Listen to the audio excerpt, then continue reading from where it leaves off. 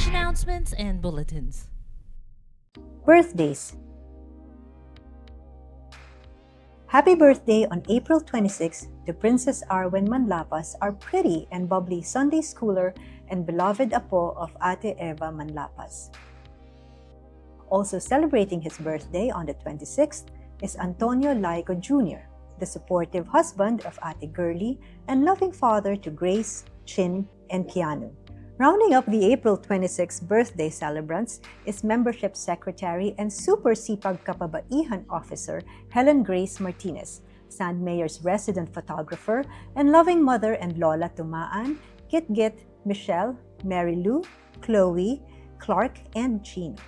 Happy birthday on April 28 to Iluminada Balya of the Tulabot clan, who is now on holiday here with her family. Birthday wishes on April 29 to Loli Arcilia, a faithful online supporter of Sand Mayor. And finally, happy birthday on April 30 to Renalyn Nini Busalpa, beautiful and proud mom of Ryle.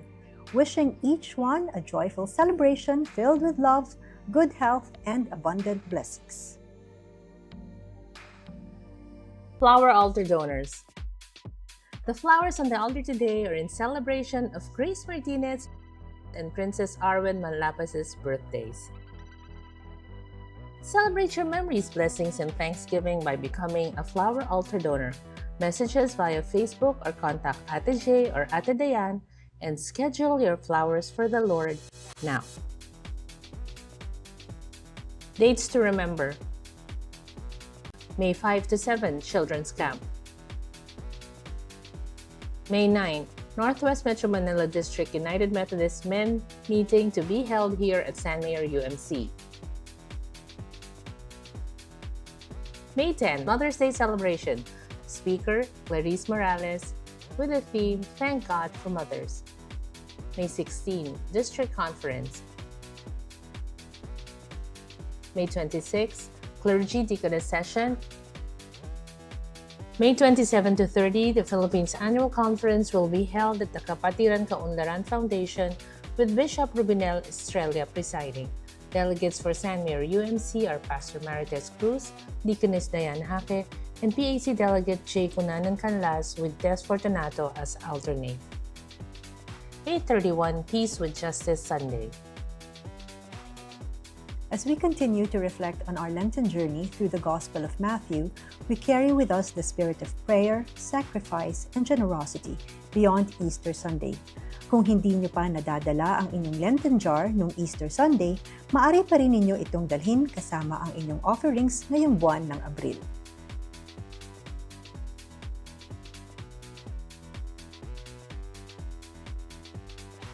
Be a Libreng Agahan volunteer and reach out to others joyfully. Streamed online every other Saturday, ang Libreng Agahan sa simbahan ay pinangungunahan ni Pastor Tess, Ate Dayan, Outreach Ministry Chair Dr. Jaime Mendoza, Witness Committees Dr. Clarito Perez at Cynthia Jacinto.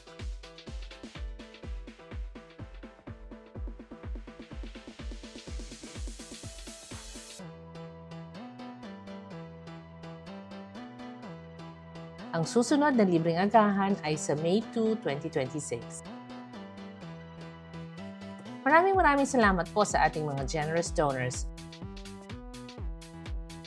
Estrella and Lito Chin, Rogelio Vicente, Tess Fortunato, Geneva Takasawa, Girlie and Anthony Laigo, Nerissa and Roberto David, and our ever-faithful Good Samaritans. God bless at maraming salamat po.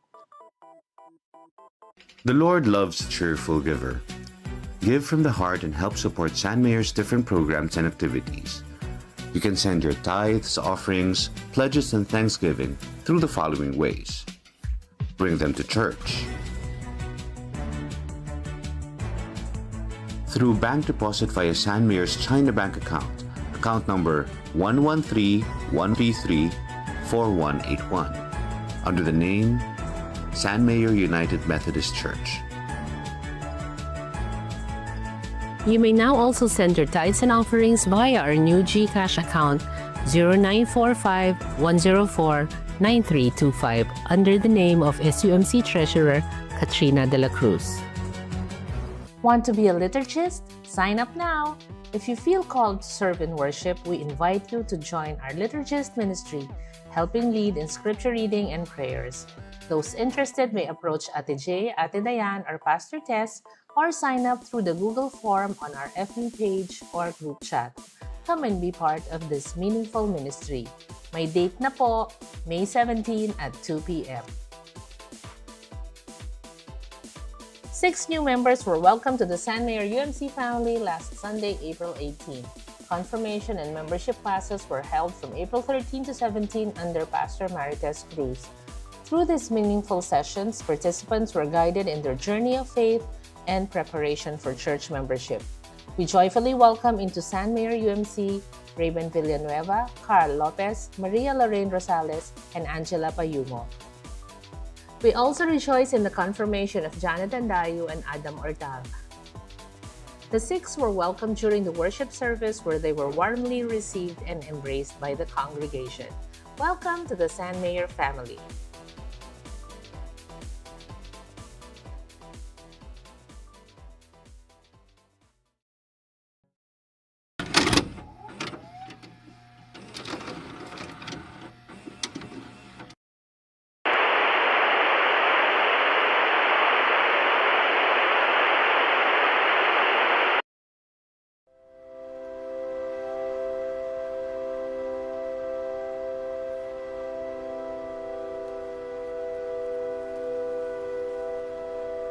Tayong lahat ay hinirang na maging katiwala ng kalikasang nilikha ng Panginoon. Mula sa hangin na ating nilalanghap, lupang ating ginagalawan, hanggang sa tubig na ating iniinom, lahat ng ito ay kanyang kaloob. Ngunit kung tayo ay tunay na nagpapasalamat, paano natin tinatrato ang mga basurang nililikha natin araw-araw? Isinailalim ni Manila Mayor Isko Moreno sa state of health emergency ang lungsod dahil sa lumalalang problema sa basura. Kabi-kabila ang tambak ng basura sa Recto Avenue sa Maynila. Mahigit 2 milyong tonelada ng plastic waste ang nalilikha sa Pilipinas taon-taon. Ayon po yan sa World Bank. Sangkaterbang basura ang nakolekta sa paghupa ng baha sa ilang lugar sa Metro Manila. Halos 100 truck ng basura ang nakuha mula sa mga kalsada sa Maynila sa loob lang ng isang araw. Ngayong Commune Fridays, pag-uusapan natin ng isang simpleng gawain na may malalim na saysay sa ating pananampalataya, ang tamang pagbubukod ng basura o waste segregation. Isang maliit na hakbang pero maaaring magbunga ng malinis na tahanan, maayos na komunidad at mas malalim na pagsunod sa Diyos. Sa Genesis Kabanata 2, talata 15, mula sa Magandang Balita Biblia ay nakasaad na, inilagay ng Panginoong Yahweh ang tao sa kalamanan ng Eden upang ito'y pagyamanin at pangalagaan. Araw-araw, bawat isa sa atin ay may nililikha at tinatapong basura. Mula sa maliliit na balat ng candy, mga plastic ng ating mga parcels, mga packaging ng ating mga daily needs, hanggang sa mas malalaki pang basura. Ngunit, alam ba natin kung saan ito napupunta? Ikaw, mayroon ka bang ideya? Ang mga basurang ito ay kadalasang napupunta sa tambakan, ilog, kanal, dagat, at minsan ay nasusunog o sinusunog pa. Ang mga ito ang mga bumabara sa mga estero na siyang dahilan ng mga nagiging pagbaha. Buhat ito ng kawalang disiplina ng mga tao o kaya ay kakulangan sa kaalaman sa kung papaano dapat itinatapon ang kanilang mga basura. Ngayon, itanong natin sa ating mga sarili. Paano ko itatapon ng tama ang aking mga basura?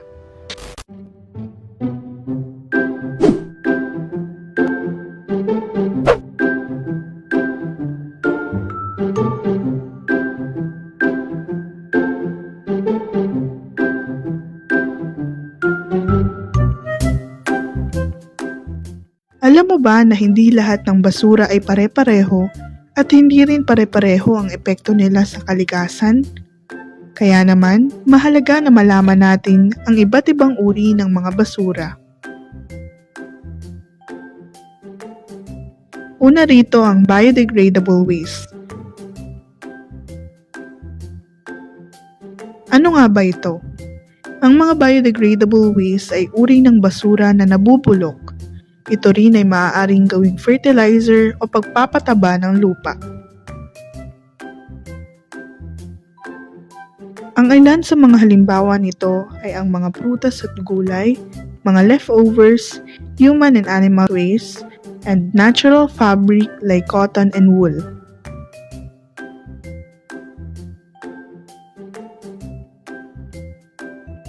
Sunod ang non-biodegradable waste.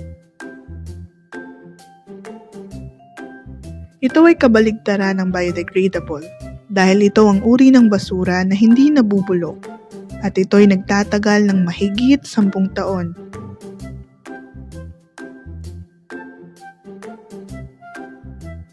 Gaya ng plastic bags that can stay up until 10 to 1,000 years, plastic bottles for 450 years, at styrofoam for 5,000 years or more.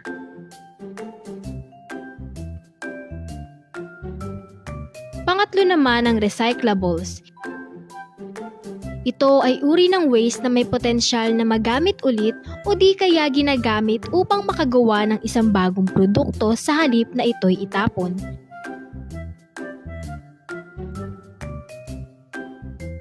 Maraming pwedeng gamitin bilang recyclables gaya ng mga plastic, papers, glass, metals at pati na rin ang ibang klase ng tela. Ang prosesong ito ay tinatawag na recycling. Ang recycling o pag-recycle ay ang proseso ng pagkolekta at pagproseso ng mga gamit ng materyales upang muling magamit bilang bagong produkto. Mahalaga ang recycling dahil nakakatulong ito upang makonserve natin ang natural resources, mabawasan ang polusyon, to save energy using our creative minds.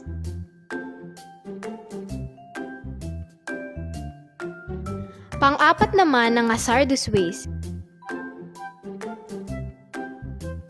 Ito ay ang mapanganib o di kaya nakakalasong basura, maaaring nasa anyong solid, likido o gas at nagdudulot ng malaking banta sa kalusugan ng tao at sa kalikasan. Ito ay dahil sa taglay nitong mga nakakalasong, madaling magliyab o reaktibong sangkap. Ilan sa mga halimbawa ng mapanganib na materyales ay ang mga kemikal mula sa industriya, basurang medikal at ilang gamit sa bahay tulad ng baterya at panlinis. Ang panghuli naman ay ang e-waste.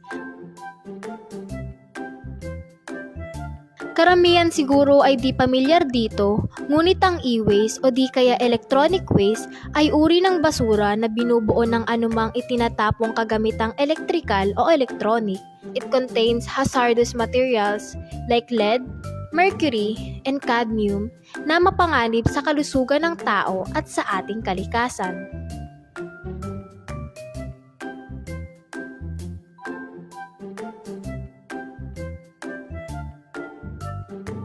Ang halimbawa ng e-waste ay maaaring mula sa maliliit na electronic device like earphones, headphones, batteries, cellphones, to bigger devices such as television and home appliances. Mahalaga na ma-dispose ng maayos ang ating e-waste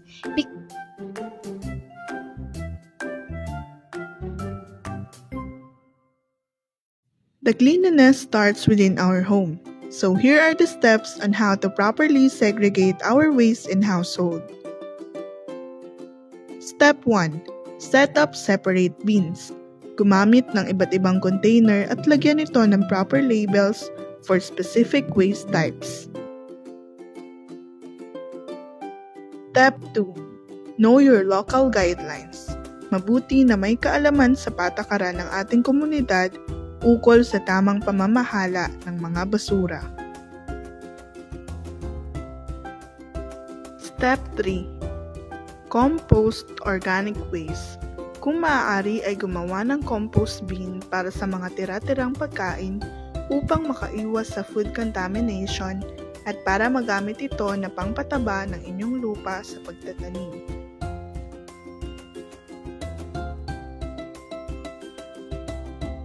Step 4. Clean recyclables. Mabuting linisin ang mga lalagyan ng pagkain o inumin bago ito ilagay sa recycling bin upang maiwasan ang kontaminasyon. Ang maruruming gamit ay maaaring makasira ng buong batch ng recyclables. Step 5. Dispose of hazardous waste responsibly. Ihiwalay ang mga mapanganib na basura at ilagay sa tamang paglalagyan. Panatilihing hindi ito nasasama sa karaniwang basura mula sa bahay.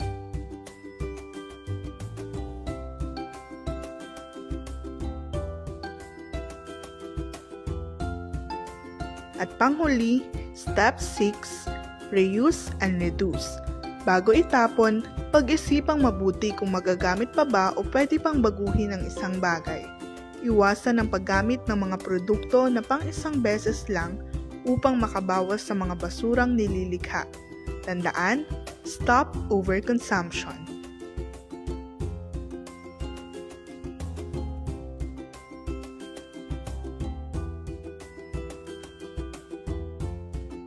Kung tutuusin, marami sa atin ang hindi talaga ginagawa ang waste segregation.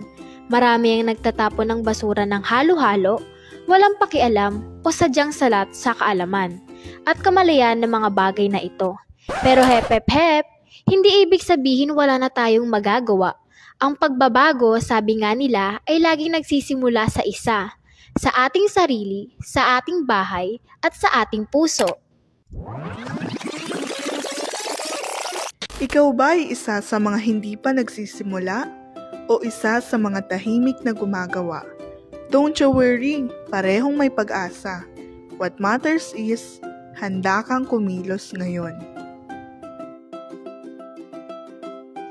Paano natin magagamit ito? Alam ko na. Kailangan natin ng plastic bottles, balat ng basura, tulad ng candy wrappers o iba pa. Ang una nating gagawin ay linisin ang plastic bottles na gagamitin upang mailagay ang mga napulot natin na basura. Pagkatapos, atin itong gugupitin upang mas madali ito mapasok sa plastic bottle.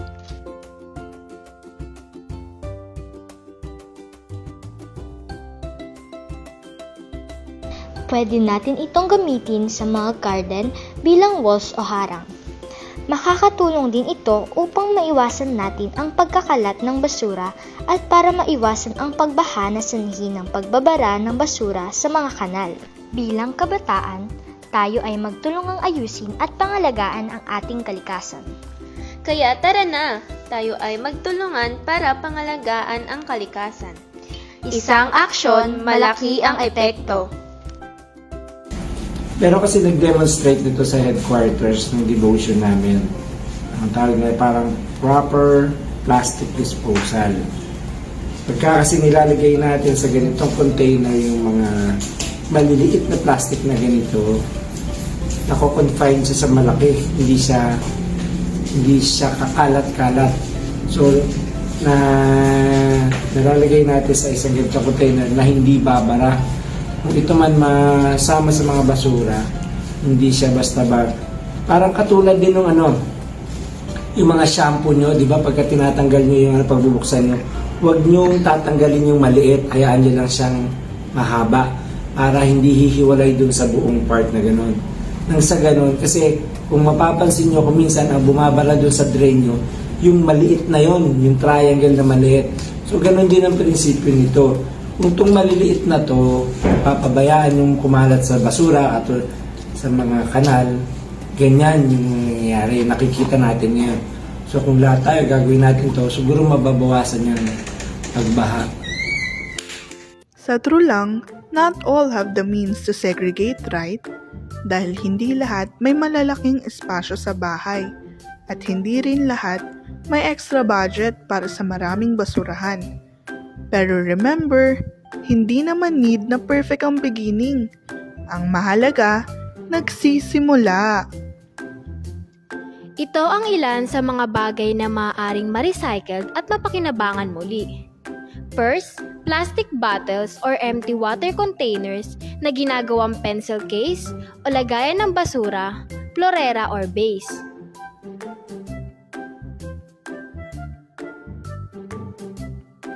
Old newspapers at magazine ay pwedeng maging pambalot ng baso, DIY paper bag o di kaya naman paper mache.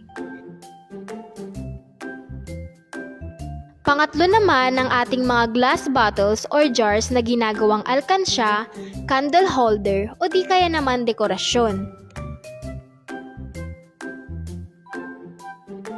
Ang tin cans na galing sa sardinas o gatas ay pwedeng maging lapis holder, paso, lalagyan ng gamit or wind chime.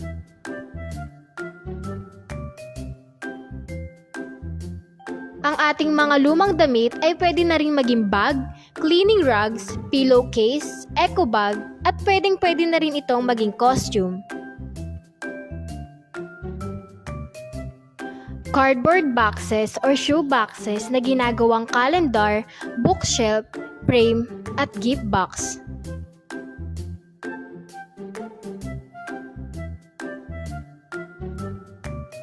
Mga used paper or scratch paper ay pwede na ring maging notepad, origami, DIY card, o di kaya papel de liha.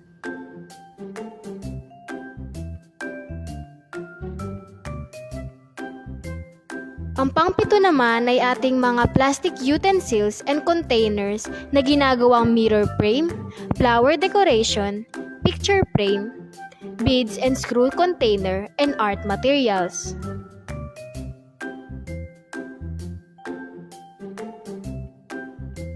Bottle cups, plastic or metals na ginagawang DIY flower, picture frame, wind chime, and art project.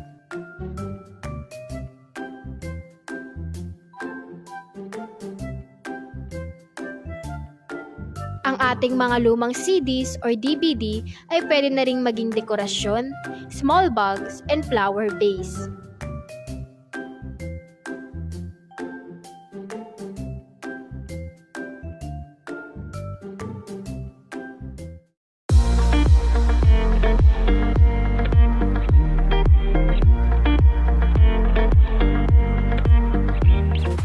Pong use oil natin na instead po na itapo natin, try nyo pong ilagay sa isang lalagyan. Huwag naman yung matutumba kasi kakalat yung mantika. Yung lalagyan natin, siguraduhin natin na hindi siya medyo mabigat para hindi siya basta-basta tutumba. Pag naglagay po tayo doon ng use oil, tingnan po natin na mga 1 or 2 days, makikita nyo po talaga doon may ipis.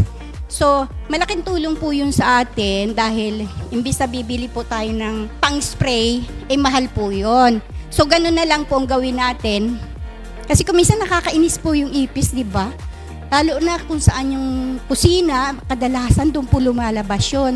Kasi nga po, mabango yung mga talsik-talsik doon. So, mas maganda kung gagawin po natin yun, makakatulong po sa bawat isa sa atin.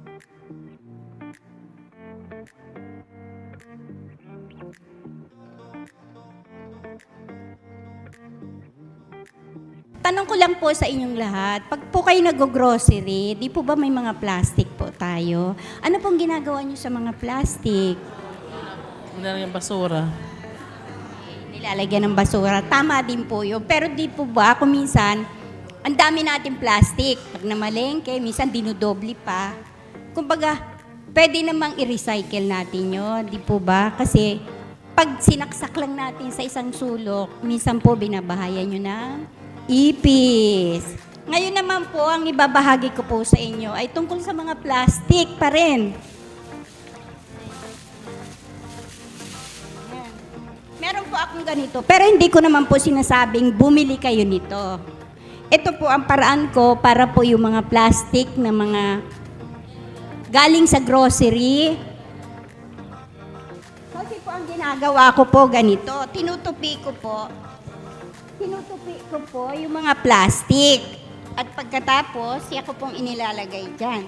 Ganyan po. Hindi po nagkakalat. At the same time, hindi po siya babahayan ng daga or ipis. Pag kailangan nyo po niyan, hatakin nyo lang po dito. So, katulad po ng mga SM na bag na ganito, marami po tayong mga plastic sa bahay. Kadalasan po, di ba? Pag namili ka, saksak mo lang dyan, lagay mo lang dyan sa isang tabi. Ganun naman po tayo, di ba? Pero nakita ko po kasi, kahit na sabihin natin parang basura lang yan, pero pag nakaayos po, magandang tingnan, hindi mukhang basura. At saka, pag tayo po ay nangangailangan, madali lang po dumukot dito or dito lang po ninyo hatakin. Itutupi lang po ng maayos, katulad po nito. Ito po yon. Simple lang naman po ang pagtupi. Ganyan pong ginagawa ko, tapos igaganyan. Tapos, ganyan lang po. Hindi po siya mukhang basura. Kasi pag nakaayos na ganyan, tapos ihulog mo dyan. So, minsan kasi, wag nating isasama naman dito yung sa galing palengke kasi minsan may amoy naman yun. Ito po, yung galing sa mga grocery, pag sa mga namili tayo ng supermarket, maayos naman po. Pero yung pong yung plastic na galing palengke, pag wala naman dugo or mga katas ng isda, magagamit pa rin po ninyo yon. Oo.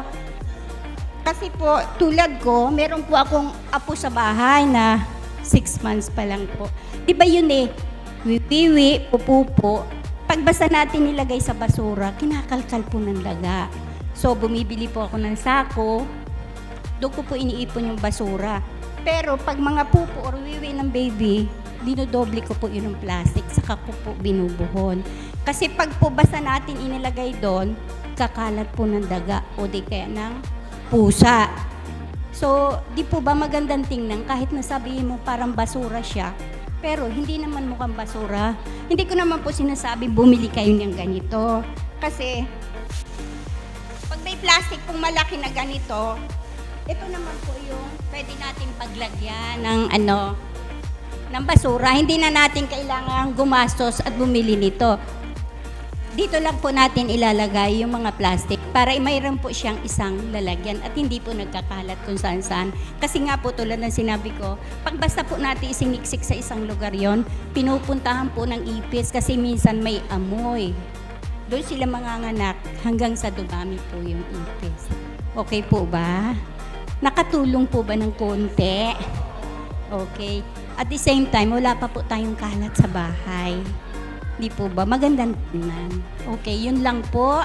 Sana po kahit papano nakakuha kayo ng konting tips para po maging maayos po. Kahit na yan basura, pero magandang tingnan pag nakaayos po. Okay po? Salamat po. One small step can lead to a better future. Kaya, hep hep hep! Saan mo tatapon ang candy wrapper na yan? Ibulsa mo at itapon sa tamang lugar. Hindi basurahan ang iyong kapaligiran.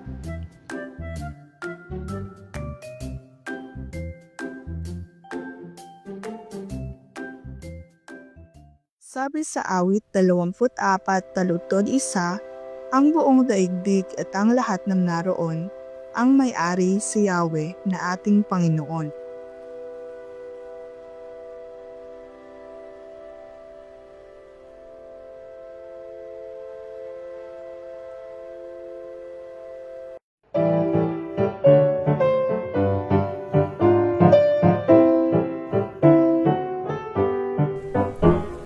Keep praying, God is listening. Keep praying, God is listening.